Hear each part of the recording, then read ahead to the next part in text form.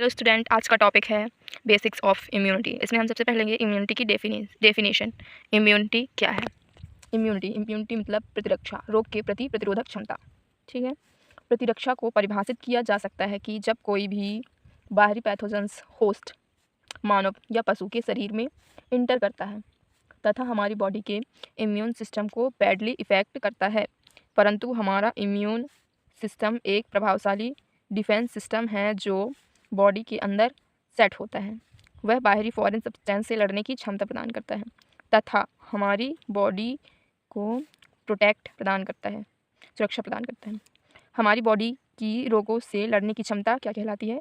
Immunity. इसके बाद अपना टॉपिक है इम्यूनोलॉजी। यह बायोलॉजी की वह ब्रांच है जिसमें इम्यूनिटी तथा इम्यून सिस्टम के बारे में हम स्टडी करते हैं। सबसे पहले इम्यूनोलॉजी को एमिल वॉल बेहरिंग ने 1890 में स्टडी किया था, जिन्हें हम फादर ऑफ इम्यूनोलॉजी भी कहते हैं। इन्होंने डिस्कवर किया था कि जो एंटीबॉडी है वे वेपन्स हैं जो किसी भी पैथोजन से लड़ते हैं। इम्यूनोलॉजी में 2 words are most important. Immunology में जो है 2 वर्ड्स जो है बहुत बहुत ज़्यादा इंपॉर्टेंट है, एंटीजन और एंटीबॉडी। अपन देखते हैं एंटीजन क्या है।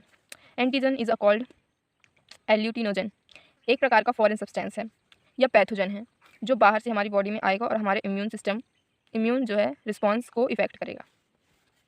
दूसरा है antibody. Antibody is also called agglutinins. Antibody एक प्रोटेक्टिव केमिकल है जो हमारी बॉडी में इम्यून सेल्स के द्वारा प्रोड्यूस होता है और उस एंटीजन के खिलाफ फाइट करता है, हमारी बॉडी को प्रोटेक्ट करता है ताकि हम सेफ एंड हेल्दी रहें, सुरक्षित रहें। ठीक है। फिर उसके बाद अपना आता है टाइप्स ऑफ इम्यूनिटी। इम्यूनिटी के प्रकार। पहला है इन्नेट इम्यूनिटी, जिसको हम कहते हैं सहज प्रतिरक्षा या जन्मजात। दूसरा है एक्वायर्ड इम्यूनिटी या अडेप्टिव, अनुकूल प्रतिरक्षा या उपार्जित। सबसे पहले हम पढ़ेंगे इन्नेट इम्यूनिटी। इन्नेट इम्यूनिटी को हम क्या कह सकते हैं? नेटिव इम्यूनिटी या नेचुरल इम्यूनिटी और बर्थ इम्यूनिटी के रूप में भी जानी जाती है। यह ऐसी प्रतिरक्षा है जो अर्जित न होकर जातियों में वंशानुगत होती है। यह नॉन स्पेसिफिक होती है, यह किसी भी प्रकार की मेमोरी नहीं रखती है, फर्स्ट लाइन ऑफ डिफेंस होती है। ठीक है। और इसको प्रभावित करने वाले कारक, इन्नेट इम्यूनिटी या सहज प्रतिरक्षा को प्रभावित करने वाले कारक, एज के साथ साथ इम्यूनिटी भी कम होती जाती है। दूसरा है न्यूट्रिशन की कमी। न्यूट्रिशन की कम मात्रा हो जाने पर इन्नेट इम्यूनिटी प्रभावित होती है। उसके बाद है हार्मोन्स के कम या ज़्यादा हो जाने पर भी इन्नेट इम्यूनिटी प्रभावित होती है। एग्जाम्पल के लिए अपना है डायबिटीज़। इन्नेट इम्यूनिटी के बैरियर, फर्स्ट है एनाटॉमिकल बैरियर या फिजिकल बैरियर। दूसरा है फैगोसाइटिक बैरियर। तीसरा है फिजियोलॉजिक बैरियर। चौथा है साइटोकाइन्स बैरियर। पांचवा है नेचुरल किलर सेल्स या सेलुलर बैरियर। फर्स्ट अपन पढ़ेंगे एनाटॉमिकल बैरियर। यह स्किन से रिलेटेड बैरियर है। ठीक है। फर्स्ट स्किन के पास जो है स्ट्रक्चम कॉर्नम लेयर होती है जो किसी भी पैथोजन को बॉडी में एंटर नहीं करने देती। दूसरा है म्यूकस मेम्ब्रेन, हमारे स्टोमच एंड होस्ट में प्रेजेंट होते हैं जो बैरियर का काम करते हैं। जब हम इनहेल करते समय सारे बैक्टीरिया हमारी नोज़ में प्रेजेंट म्यूकस में ही ट्रैप हो जाते हैं और बैक्टीरिया को अंदर नहीं जाने देते। ये सब बाय बर्थ होते हैं म्यूकस मेम्ब्रेन, जिसको हम सेस्मिक कला भी बोलते हैं। ये कहाँ कहाँ उपस्थित होती है? नासामार्ग, मुखमार्ग, मूत्रचन मार्ग, श्वसन मार्ग में उपस्थित होती हैं। सारी श्लेष्म ग्रंथियाँ श्लेष्म का स्त्रावण करती हैं जो रोगाणुओं को अपने ऊपर चिपकाकर अंदर जाने से रोकती है। दूसरा है फैगोसाइटिक बैरियर। इसमें शरीर की कुछ विशेष कोशिकाएं जो होती हैं बाहरी पैथोजेंस को मारकर खा जाती हैं। फर्स्ट है मोनोसाइट, दूसरी है हिस्टोसाइट। यह जो होती है मोनोसाइट ये हमारी ब्लड में प्रेजेंट बैरियर होती है और हिस्टोसाइट जो है टिश्यू में प्रेजेंट बैरियर है। ठीक है। जो पैथोजेंस जो बाहरी पैथोजेंस होते हैं उनको मार के खा जाती हैं। बाद है अपना फिजियोलॉजिकल बैरियर या कारिकीय अवरोध। इसमें ऑयल एंड स्वेट ग्लैंड आती हैं। ये कहाँ कहाँ उपस्थित होती हैं? मुख में। ठीक है। मुख में अमाशयी अम्ल में और आंसुओं के एंजाइम में। फर्स्ट ए मुख में उपस्थित लार में लाइसोजाइम नामक एंजाइम होता है। यह एंजाइम मुख में आए जीवाणुओं को मारता है। फिजियोलॉजिकल बैरियर जो है टेम्परेचर यह जो होता है टेम्परेचर जो होता है यह माइक्रो ऑर्गेनिज्म, एमओ को हम यहाँ पढ़ेंगे, माइक्रो ऑर्गेनिज्म की ग्रोथ को रोकता है या माइक्रो ऑर्गेनिज्म को नष्ट कर देता है। फिर उसके बाद है तीसरा पीएच, टेम्परेचर, उसके बाद है पीएच। यह जो होता है एसिडिक किलर है HCl। बी अमाशयी अम्ल, फिजियोलॉजिकल बैरियर में बी अमाशयी अम्ल HCl। यदि खाने और पीने के साथ जीवाणु अमाशय में पहुंच जाते हैं तो यहाँ उपस्थित म्यूकस तथा HCl अम्ल उन्हें मार देते हैं। सी आंसुओं के एंजाइम, आँख में पहुंचे जीवाणु जो है आँख की आंसुओं में उपस्थित लाइसोजाइम एंजाइम द्वारा समाप्त कर दिए जाते हैं। इसके बाद है अपना साइटोकाइन बैरियर। फर्स्ट इंटरफेरॉन्स क्या होते हैं? यह एक एंटीवायरल प्रोटीन है। यह विषाणु या वायरस से संक्रमित कोशिकाएं होती हैं इंटरफेरोन नामक प्रोटीन का स्राव करती हैं जो आसपास की अन्य असंक्रमित कोशिकाओं को विषाणु के संक्रमण से बचाती है। दूसरा है फीवर। फीवर जो होता है इम्यूनिटी को दर्शाती है। जिस केमिकल की वजह से फीवर होता है उसे पायरोगेंस कहते हैं। अतः फीवर होना कोई बीमारी नहीं है, यह एक इंडिकेशन है कि इस टाइम आपकी बॉडी किसी पैथोजन के एगेंस्ट फाइट कर रही होती है। लास्ट और पांचवा नेचुरल किलर सेल्स या सेलुलर बैरियर, इसमें होती है नेचुरल किलर सेल्स। इसमें शरीर की कुछ विशिष्ट कोशिकाएं बाहर से प्रवेश करने वाले रोगाणुओं का भक्षण कर उन्हें नष्ट कर देती हैं। ये भक्षाणु विभिन्न प्रकार के होते हैं, जैसे कि फर्स्ट है WBC श्वेत रक्त कणिकाएं, न्यूट्रोफिल्स तथा मोनोसाइट्स रोगाणुओं का भक्षण करके उन्हें नष्ट कर देते हैं। एक्वायर्ड इम्यूनिटी या अनुकूली प्रतिरक्षा या उपार्जित प्रतिरक्षा, यह वह इम्यूनिटी है जो जीवन में होस्ट में माइक्रोबियल इन्फेक्शन के बाद विकसित होती है। इसे एक्वायर्ड या डेवलप्ड या अडेप्टिव इम्यूनिटी कहते हैं। ठीक है, एक्वायर्ड इम्यूनिटी को विकसित होने के लिए कई दिनों की आवश्यकता होती है। यह इम्यूनोलॉजिकल मेमोरी रखती है, लिम्फ नोड्स, स्प्लीन तथा लिम्फाइड टिश्यूज बैरियर है।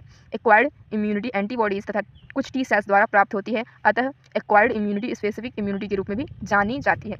इसके लक्षण कौन कौन से हैं?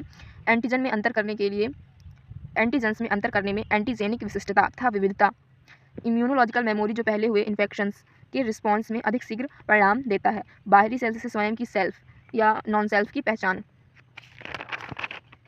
ये सभी लक्षण एक्वायर्ड इम्यून रिस्पॉन्स के बाहरी पैथोजन को निकालने में अधिक विशिष्ट तथा एक्टिव रोल को दर्शाते हैं। जो एक्वायर्ड इम्यूनिटी होती है दो प्रकार की होती है, एक्टिव और पैसिव, सक्रिय और निष्क्रिय। एक्टिव इम्यूनिटी यह हमें एंटीबॉडीज़ के वैक्सीनेशन के रूप में अथवा इन्फेक्शंस डिजीज़ में एक्सपोज किए गए विकास के परिणाम में उत्पन्न होने वाली इम्यूनिटी होती है। ये दो टाइप की होती है, नेचुरल इम्यूनिटी और artificial immunity, artificial active immunity. Natural immunity through clinical और सब क्लिनिकल इन्फेक्शन। ठीक है, यह नेचुरल सब क्लिनिकल और क्लिनिकल इन्फेक्शंस द्वारा उपार्जित इम्यूनिटी है। यह इम्यूनिटी जीवन भर के लिए हो सकती है। जैसे अगर किसी व्यक्ति को एक बार स्मॉल पॉक्स हो जाए तो इम्यूनिटी लाइफ टाइम रहेगी और स्मॉल पॉक्स के एगेंस्ट रहेगी। दूसरा है artificial active immunity introduce by vaccination. यह इम्यूनिटी जो है वैक्सीनेशन द्वारा प्रोड्यूस होती है। ठीक है, वैक्सीन्स में जीवित अथवा कमजोर व मरे हुए माइक्रो ऑर्गेनिज्म से बनाए जाते हैं और इनके एंटीजेंस और टॉक्साइड्स से भी वैक्सीन बनाए जाते हैं। यह हमें वैक्सीनेशन द्वारा जैसे BCG, TT, DT के टीके द्वारा प्राप्त होती है। इम्यूनिटी, पैसिव इम्यूनिटी में फर्स्ट आता है रिक्वायर्ड पैसिव इम्यूनिटी। यह एक्वायर्ड इम्यूनिटी का दूसरा प्रकार है। यह बना बनाया इम्यूनिटी है। प्राप्तकर्ता में बना बनाया प्रतिरोध का ट्रांसफर पैसिव इम्यूनिटी कहलाता है। यह तुरंत इम्यून सिस्टम में एक्टिवेट होकर प्रोटेक्शन प्रदान करता है और यह दो टाइप का होता है, न्यूट्रल पैसिव इम्यूनिटी और दूसरा है आर्टिफिशियल पैसिव इम्यूनिटी।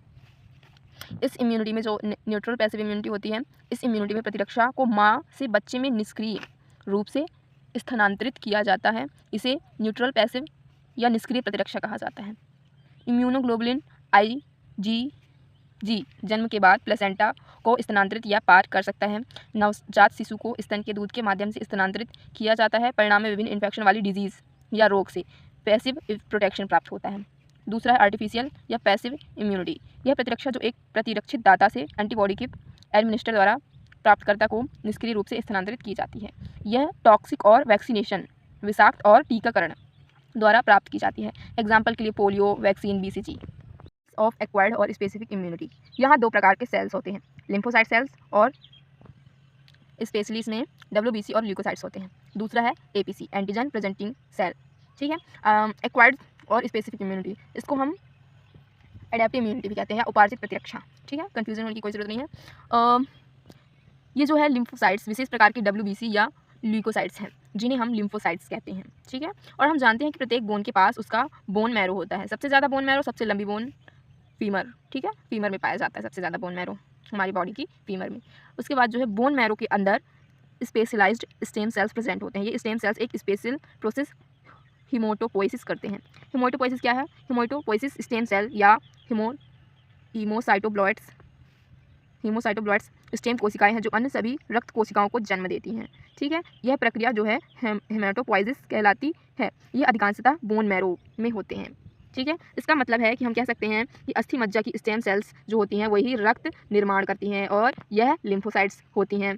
अब लिम्फोसाइट्स कहाँ मैच्योर होते हैं ये हम जानना जरूरी है। हम लिम्फोसाइट्स को 2 पार्ट्स में डिवाइड करते हैं। कुछ बने हुए लिम्फोसाइट चले जाते हैं ब्लड में और ब्लड के द्वारा थाइमस ग्लैंड में चले जाते हैं। थाइमस एक नलिका विहीन ग्रंथि होती है जिसे लिम्फॉइड अंग कहा जाता है और यह प्रेजेंट होता है ड्यूरसल साइड ऑफ हार्ट।